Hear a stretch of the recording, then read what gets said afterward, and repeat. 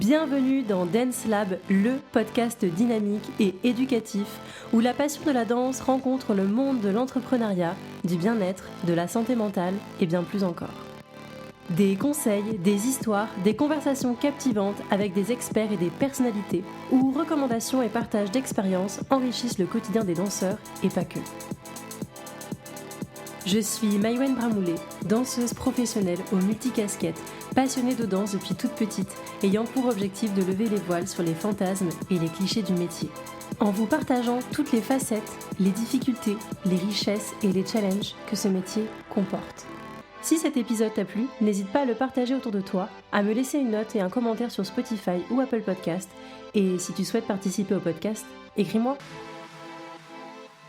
Aujourd'hui, j'accueille Omar Dramé, au parcours atypique. Il est coach sportif depuis 7 ans avec une spécialité boxe anglaise et il vient nous partager ses meilleurs conseils pour exceller en boxe et pourquoi pas en danse.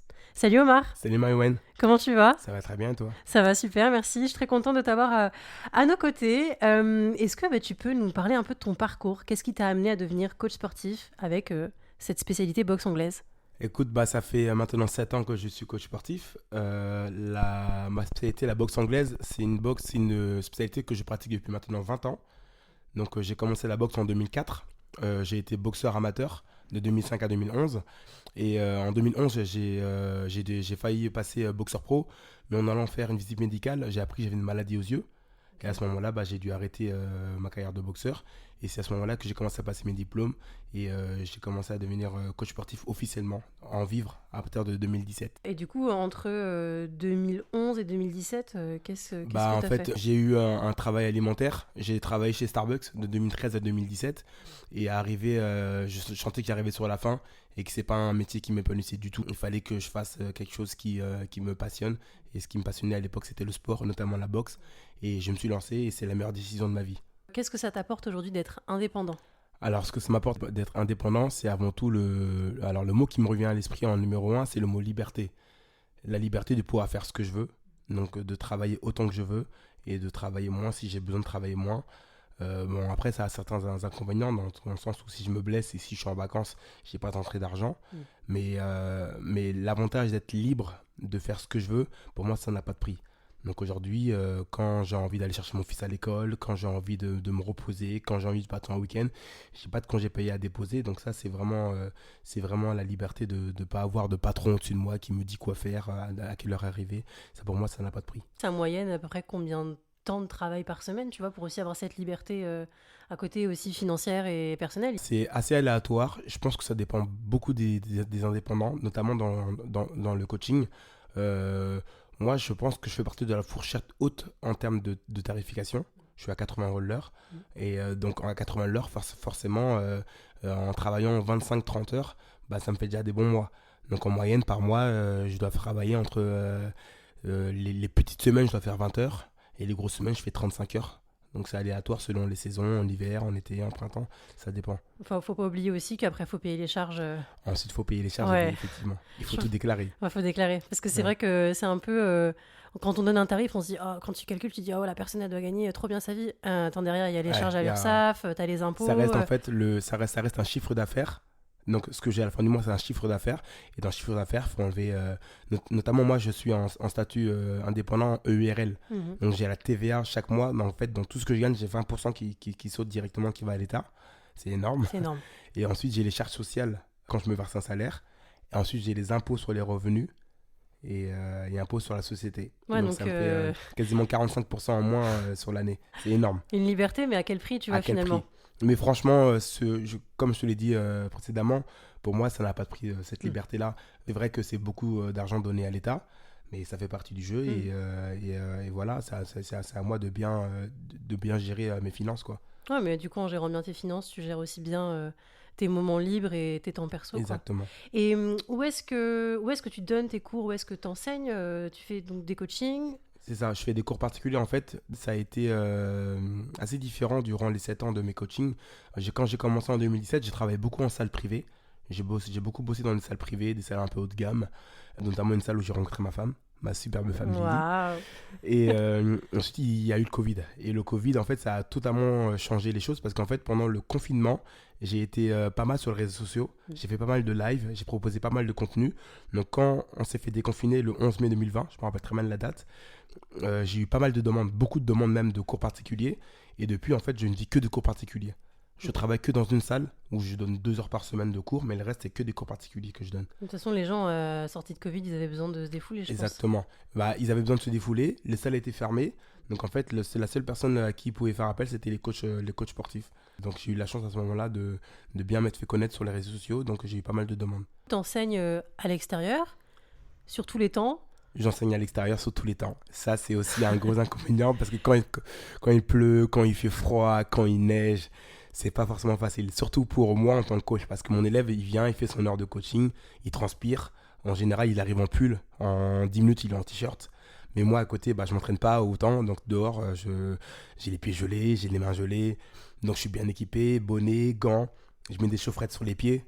C'est un sacré boulot. C'est un sacré boulot, mais en même temps, c'est encore une fois C'est ce que j'aime, c'est ma le passion. jeu, c'est ta passion. Exactement. Et puis ça permet aussi, quelque part, on dit, ouais, les conditions sont difficiles et tout, mais ça te fait travailler ton mental, en fait. Ça fait travailler le mental, ça fait travailler... et même, en fait, le simple fait d'être dehors, à l'air libre, avec chaque heure une personne différente, de discuter, de parler, de rigoler, de passer du bon temps avec mon élève, pour moi, c'est pour ça que je parle de liberté, parce que je ne suis pas en ce moment dans un bureau devant un ordinateur. Et ça, pour moi, je me suis toujours dit depuis tout petit que je ne voulais pas faire un boulot où je serais assis devant un ordinateur. Ça, c'était impossible pour moi.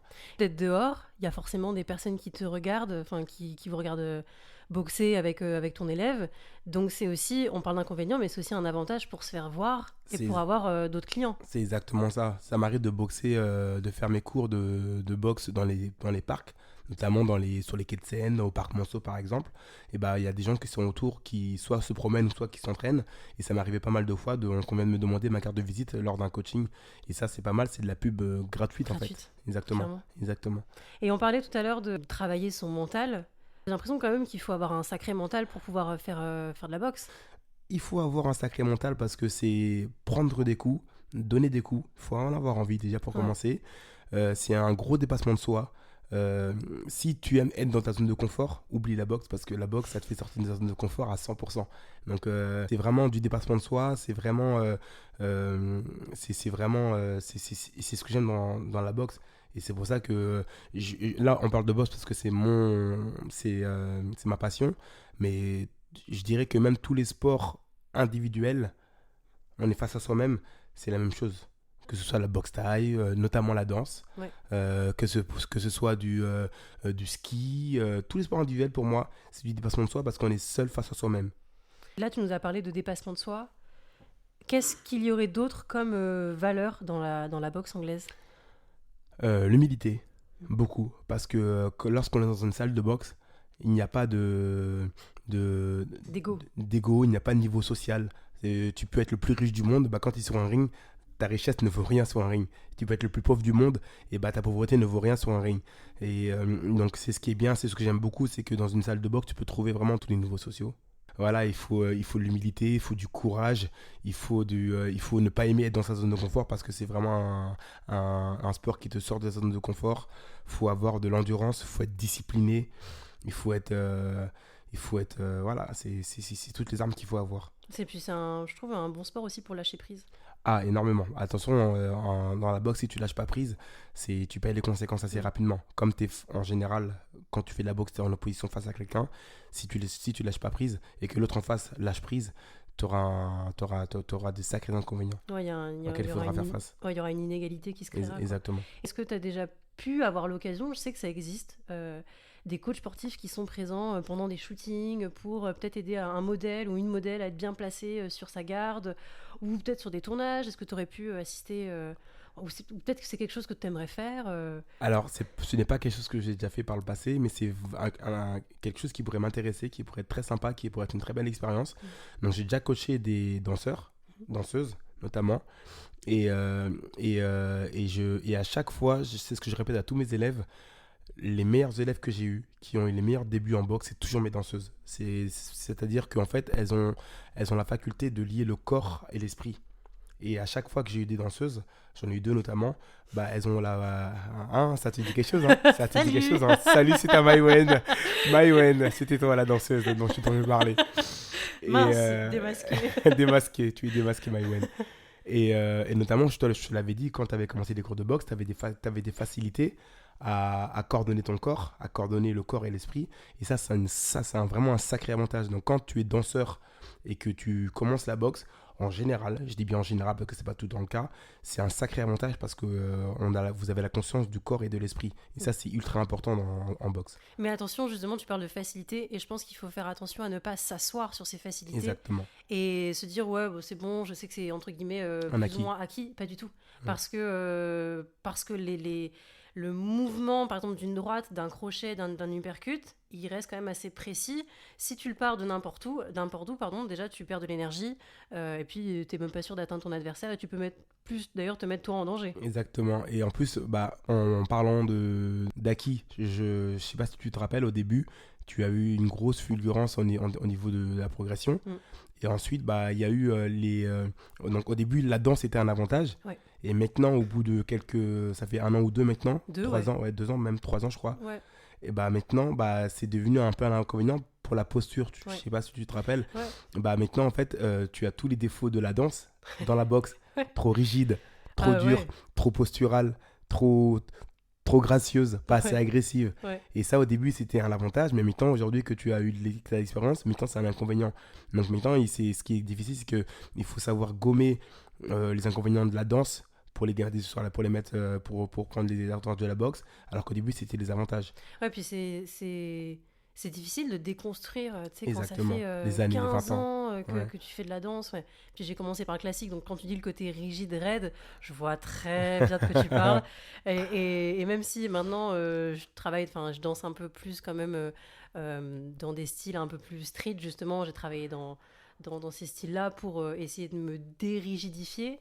Tu te rends compte qu'en fait, le naturel, il revient vite au galop. Et surtout, quand tu es dans une discipline où tu n'es pas à l'aise, tu vois. La boxe, pour moi, c'est... même s'il y a un rapport au corps qui est quand même assez similaire à la danse, ça reste quand même une discipline où je ne suis pas hyper à l'aise. Donc, finalement, je commence à mentaliser parce que je me dis, attends, là, il faut que je m'assoie, là, il faut que j'ai le poids du corps. Là, ça commence à être compliqué. Et c'est là, en fait, que du coup, tu lâches pas prise. Et c'est exactement ça. Et c'est ça, la grosse différence, c'est que c'est ce que je disais à certaines personnes, c'est que lorsque tu es boxeur, tu es en opposition face à quelqu'un. Et lorsqu'on fait les séances, toi et moi, tu es en opposition face à moi. Donc, ça veut dire que tu n'es pas toute seule. Tu dépends beaucoup de moi. Donc, ça veut dire que ce que tu fais, ça dépend de moi. C'est moi qui te demande ce que tu dois faire. Donc, tu dois être réceptive, tu dois être alerte, tu dois être à l'écoute, tu dois être concentré à la fois sur toi et à la fois sur moi. Et ça, c'est pas facile. Donc, ça fait beaucoup d'infos. Et ça, c'est ce qui fait qu'en fait, c'est pour ça que je dis qu'en fait, la boxe te fait sortir de ta zone de confort. Et c'est pour ça que je dis toujours que la boxe, c'est un super bon complément à la danse. Mais clairement, parce que tu vois, tu parles de partnering quelque part. Et en danse, on est souvent amené à faire des duos. Des fois, même quand tu es en casting, tu te retrouves face à quelqu'un que tu ne connais pas. Tu es obligé d'être à l'écoute de ton partenaire. Si tu n'es pas à l'écoute de ton partenaire, tu vas pas y arriver, en fait. Tu vas pas t'en sortir et tu vas, je pense, te mettre plus en difficulté d'ailleurs qu'autre chose. C'est là qu'on en arrive une des choses les plus importantes, la gestion des émotions. Cette gestion des émotions, elle est ultra importante en danse, je suppose, comme clairement. En boxe. En boxe, tu peux pas te permettre de montrer tes émotions, parce que si tu montres tes émotions à l'adversaire, à part si c'est une émotion, si c'est la rage, la colère, ça c'est bien, mais si tu montres une émotion qui est en rapport avec la faiblesse, une faille, l'adversaire il te bouffe. Il te bouffe, et c'est pareil en danse, je suppose. Et en casting, faut être déter. Ouais, faut clairement être déter. Faut montrer aux autres que t'es là et que t'es pas là pour rigoler. Et que t'es là pour jobber et que tu viens d'arriver, il est peut-être 8h du mat, t'es en train de faire la queue sur le trottoir.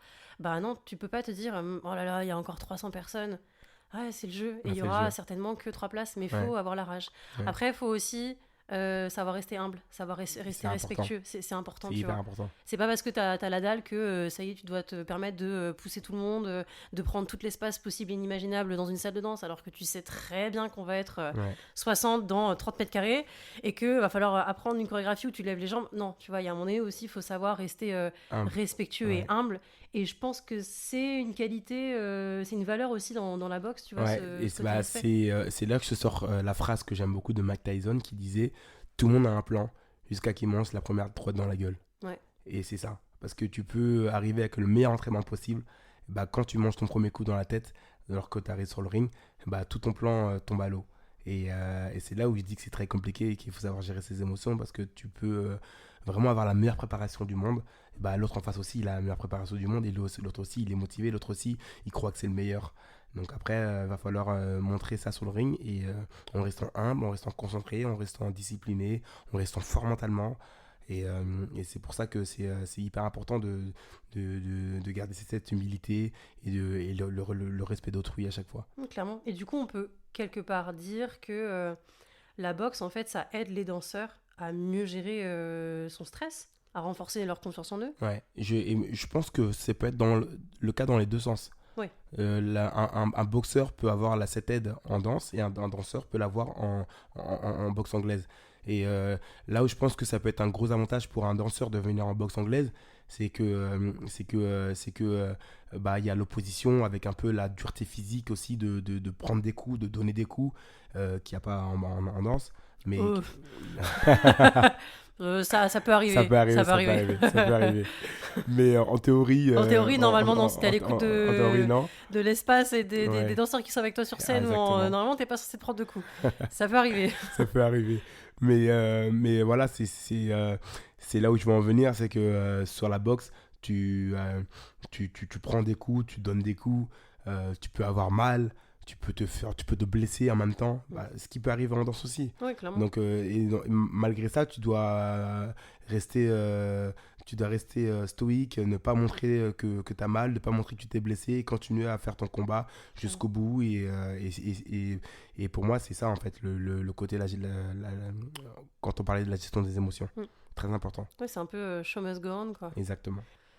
Ouais, la boxe anglaise, ça aide clairement aussi, parce qu'on parle oui, on peut se blesser en boxe, mais ça peut aussi aider les danseurs à prévenir des blessures. Exactement. En travaillant le cardio, en renforçant au niveau du dos et des épaules. Moi, je le vois quand je sors d'un cours, d'un coaching avec toi, je suis rincée. Ouais. Ça aide aussi, j'ai l'impression, à améliorer ses performances scéniques. Ouais, notamment au niveau du cardio, c'est très important parce que c'est un peu comme vous avez en danse avec les changements de rythme. Ouais. Les changements de rythme, donc le cardio, il est mis à rude épreuve. Et donc la boxe peut vachement aider les danseurs à améliorer leur condition physique au niveau du cardio. Ça peut aider à améliorer leur condition physique aussi au niveau musculaire, au niveau de l'endurance musculaire. Parce que les muscles sont mis à rude épreuve, on est souvent les jambes fléchies très longtemps, donc on a les jambes qui brûlent, on a les épaules aussi qui brûlent parce que les épaules, c'est les coups qui sont répétés. Donc c'est comme vous en danse, c'est les mêmes gestes qui sont répétés à longueur de temps, tout le temps, direct, crochet, uppercut, tout le temps les mêmes gestes, la garde haute, les mains levées, les jambes fléchies, donc c'est tout le temps la même chose. Donc forcément, à un moment donné, la condition physique, elle s'améliore. Ouais. Et quand tu as une meilleure condition physique en boxe, forcément, ça ne peut que se refléter ensuite dans la danse, obligatoirement. Ouais. Puis ça aussi, je trouve que ça améliore beaucoup le côté agilité, équilibre. Parce que, exactement. Je sais que quand je boxe avec toi, tu me fais aussi beaucoup travailler les déplacements. Ouais, la stabilité des jambes. Stabilité. Et quand tu dois te déplacer et que tu as un adversaire qui te rentre dedans, tu as intérêt à être solide sur tes appuis. Ça, je m'étais beaucoup rendu compte de ça lorsque tu m'as coaché. Parce que ce que vous savez pas, c'est que Maïwen m'a coaché avec ma femme pour préparer 2 danses qu'on avait fait lors de mon mariage. Ouais. Et ça, c'était super bien, c'était une super belle expérience. Et moi, je me suis rendu compte qu'en fait, lorsque j'ai fait les portées sur ma femme, que il fallait que j'ai des bons appuis. Heureusement que j'avais les bons appuis grâce à la boxe. Et voilà. Et comme je disais, il y avait des similitudes aussi dans le sens inverse. Donc des similitudes que j'ai retrouvées en danse grâce à la boxe. La coordination, la conscience du corps, le fait de devoir gérer son espace. Ouais. Ça, c'est hyper important en danse. La gestion de son poids. La gestion de son poids. Et là, pareil, j'étais avec mon partenaire, donc forcément, je ne suis pas tout seul. Donc, c'est comme si j'étais en opposition, entre guillemets. Donc il fallait que je gère aussi son espace, le sien, ses gestes. Enfin, c'est comme la boxe en fait. La musicalité, il n'y la a pas de musicalité. musicalité en... Ouais. Si, il y a une musicalité en C'est boxe. le rythme. C'est le rythme, ouais. Exactement, le rythme des coups. Donc il y a beaucoup de similitudes, on ne se rend pas compte à quel point les similitudes peuvent être, notamment en dansant en duo comme j'ai fait avec ma femme, il y a énormément de similitudes. Je suis seul, mais pas tout seul, Mais pas parce tout que seul. je suis seul avec moi-même, Ouais. mais je dois dépendre aussi de ma partenaire, comme quand je suis sur un ring face à un opposant. Un opposant, ouais. Et justement, est-ce que tu aurais des anecdotes ou des histoires inspirantes à partager ou même de personnes qui ont bénéficié de tes coachings en boxe? Alors des anecdotes que j'ai, j'appellerais pas ça des anecdotes, mais j'ai pas mal de retours d'élèves qui sont soit encore là ou soit qui ont fait des cours dans le passé et qui ont arrêté. Mais des élèves qui se sentent beaucoup mieux. J'ai pas mal de chefs d'entreprise, et j'ai eu pas mal de chefs d'entreprise, et qui me disent que grâce à ça, ils prennent confiance, ils savent mieux gérer leurs émotions, ils savent ils savent moins s'énerver, moins s'agacer. J'ai pas mal aussi d'élèves qui m'ont fait des retours que ça les aidait dans leur vie privée, donc dans leur vie sociale extérieure, avec leurs femmes, avec leur mari, avec leurs enfants. Donc ils savent très bien que ça peut aider à gérer les émotions, à gérer Poser le mental. poser le mental. Ça donne beaucoup confiance la boxe. Et en tout cas, je parlais d'une c'est pas une anecdote, mais d'une expérience personnelle. Moi, quand j'étais plus jeune, je bégayais énormément. Et quand j'ai commencé la boxe, j'ai pris confiance en moi. Donc j'ai commencé à poser ma voix, j'ai commencé tranquillement à prendre confiance en moi. Donc j'ai commencé à mieux gérer, j'ai commencé à apprendre à parler plus calmement, et j'ai commencé à me sentir entre guillemets fort. Donc quand tu te sens fort, en fait, tu ne ressens plus besoin de prouver à qui que ce soit que tu es fort, parce que tu sais ce que tu vaux. Donc tu n'as plus besoin de prouver à qui que ce soit. Et je pense que les gens, depuis mon collège, les gens l'ont ressenti. Donc en fait, avant que je commence la boxe, je m'embrouillais avec tout le monde. Quand j'ai commencé la boxe, je m'embrouillais avec plus personne. Ouais. Pas parce que les gens avaient peur de moi, il y avait des gens qui ne savaient pas que je boxais. Mais comme peut-être, j'en sais rien, j'émanais une espèce de sérénité d'extérieur, en fait, personne n'avait envie de s'embrouiller avec moi. Et moi, j'avais envie de m'embrouiller avec personne. Et donc, en fait, j'étais cool avec tout le monde, donc j'avais aucune tension avec personne. Voilà, j'ai même pas évité des embrouilles, c'est juste que T'étais bien avec toi? j'étais bien avec moi, Ouais. donc j'étais bien avec les autres. Donc, au final, je m'énervais avec personne. Donc, forcément, tu crées plus d'embrouilles, et ça se passe très bien. Et c'est ça, c'est bien dans la boxe. C'est ce que j'aime beaucoup dans la boxe, c'est que ça crée cette humilité. Mais en même temps, ça donne aussi énormément confiance, et ça te rend serein, ça te rend fort. T'as plus besoin de prouver à qui que ce soit qui tu es, de quoi tu es capable. De toute façon, je pense qu'avant de... Faut pas prouver aux autres. Faut d'abord se prouver à À soi-même. soi, exactement. À soi, Ouais. ce qu'on est capable de faire, Exactement. d'être. Pour prouver, en fait, c'est par répercussion. J'ai plus besoin de prouver aux gens parce que je sais ce que je vaux. Tu vois, je sais ce que je vaux, donc j'ai plus besoin de prouver aux gens. Donc je me suis prouvé déjà à moi assez souvent à l'entraînement, en m'entraînement dur, en courant, en faisant des séances de sac, en faisant des séances de sparring. Et ensuite, une fois que tu fais ça, plus besoin de prouver à qui que ce soit qu'entre guillemets, tu es fort. Bien Entre sûr. guillemets. Et du coup, pour avoir, tu vois, toute cette force mentale, pour devenir un homard dramé, c'est quoi la fréquence, c'est quoi la durée d'entraînement idéale pour un danseur ou même, juste pour une personne entre guillemets lambda qui souhaite pratiquer la boxe anglaise? Une fois par semaine, c'est bien? Une fois par semaine, c'est bien, mais c'est le minimum. Ok. C'est le minimum. Ça dépend. Une fois par semaine, c'est bien, mais les résultats vont venir assez lentement parce que il n'y a rien qui va vite en faisant une fois par semaine. Mais bien sûr. Donc, plus tu le fais fréquemment et plus vite tu t'habitues et plus les résultats viennent. Donc, moi, je dirais entre 2 et 3 fois par semaine. Si c'est une question financière, tu t'inscris dans une salle associative qui coûte vraiment pas cher. En général, c'est 300-400 € l'année. Donc, tu t'inscris dans une salle associative. Et comme je disais, c'est ce qu'il y a de mieux parce qu'au final, quand tu es en salle associative, tu es avec plein de gens différents.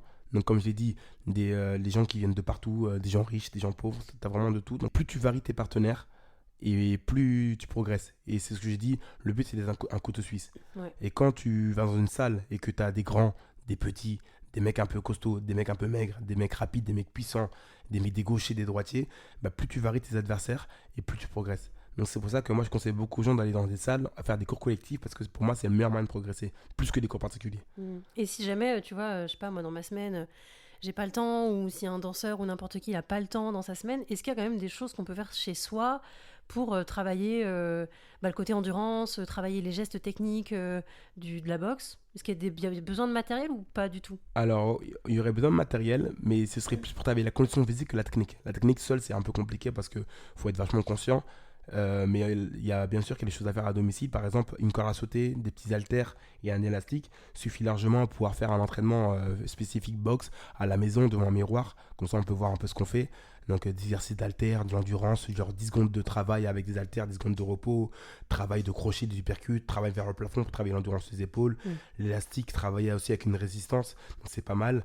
Et la corde à sauter, c'est vraiment top. La corde à sauter, c'est cardio, ça coordonne bien le corps. Et on dit, je sais pas si tu sais, mais 15 minutes de corde à sauter, c'est l'équivalent de 45 minutes de footing. Wow. Donc, si tu fais 15 minutes de corde à sauter de manière assez rythmée, c'est l'équivalent de 45 minutes de footing. C'est ce qu'on dit. Je ne sais pas si c'est prouvé scientifiquement, mais en tout cas, c'est ce qu'ils disent dans le milieu. Donc, ces 3 choses suffisent à t'entraîner à domicile. Ça s'appelle du shadowboxing, c'est ça? Pas forcément. C'est pas forcément. Là, c'est plus. Shadowboxing, pour moi, c'est plus technique. Okay. C'est plus là, ce que je te donne, c'est plus une manière de te préparer physiquement sur des exos spécifiques boxe. C'est plus de la préparation physique. Okay. Voilà. Ah, donc c'est une préparation physique qui pourrait aider les danseurs, mais en tout cas moi qui personnellement m'aide et que je recommande à 200% parce que ça, même si t'as pas réussi ta droite parfaitement pendant ton coaching, tu sors de là, t'es complètement vidé et tu vois, ça te fait du bien. Ça permet d'être moins actif, d'être moins hyperactif dans la pensée et dans le côté cérébral et justement d'être concentré sur ce que tu fais, d'être beaucoup plus posé et ça aide encore une fois sur tes projets à côté, quoi. Ouais, exactement. Et ben écoute, l'épisode touche à sa fin, Omar. Où est-ce que les danseurs qui écoutent cet épisode, ou pas que les danseurs, tout le monde, où est-ce qu'on peut te retrouver, où est-ce qu'on peut te suivre, où est-ce qu'on peut en savoir plus sur tes coachings privés, où est-ce qu'on peut prendre des cours avec toi en groupe, en entreprise, peu importe. Alors, on peut me retrouver, j'habite à Clichy. Je fais ça. C'est ouf. Non, en général, je suis beaucoup sur les réseaux sociaux, donc sur mon Instagram, Omar King Coaching. Donc, comme quoi, tu vois, je suis humble, Omar King Coaching. Donc, on peut me retrouver sur mon réseau, sur Instagram, et que j'ai depuis récemment LinkedIn, Omar Dramé. Yes. Mais ouais, notamment, je communique énormément sur Instagram.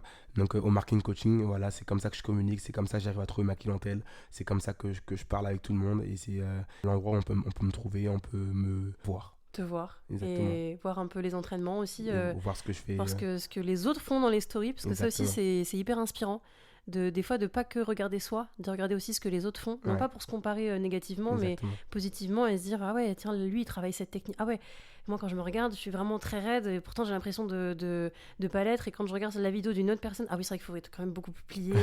Ça permet de s'analyser un peu comme en danse en fait finalement. C'est pas, je trouve que les vidéos c'est pas un outil on se regarde en mode narcissique, tu vois. Pas non, du tout. C'est vraiment un outil qui permet de pouvoir voir ce qui va pas, de pouvoir améliorer. Et c'est ce que je dis toujours, quand tu sors d'une séance, tu dois tout le temps sortir en disant j'ai appris quelque chose, que ce soit positif ou négatif. Tu dois toujours sortir d'une séance en disant j'ai appris quelque chose aujourd'hui. Si tu sors pas de la séance en disant que tu as appris quelque chose, c'est que c'est pas une bonne séance. Ouais, que ce soit positif ou négatif, peu importe. Mais tu sors avec une leçon. Parlant de leçon, en parlant de positif, est-ce que tu aurais un mantra? Ouais, mon mantra, c'est à nous partager. Ouais, c'est j'adore la phrase que en fait la phrase que j'ai, c'est Hakuna Matata. Et en fait, ça vient d'un dialecte africain qui s'appelle le Swahili, qui vient de la Tanzanie. Donc, tout le monde le connaît, c'est dans le Roi Lion. Ouais. Et ça veut dire, Hakuna Matata, ça veut dire qu'il n'y a pas de souci, que tout va bien. J'adore. Et du coup, on va terminer en chantant. J'adore. 7 et Hakuna Matata. Mais quelle phrase magnifique. Hakuna Matata. Mais quel chant fantastique. Ces mots signifient que tu vivras ta vie sans aucun souci. Philosophie, Hakuna Matata. Merci beaucoup, Omar. Merci à toi, Maïwen. À bientôt. À bientôt, salut. merci. Ciao.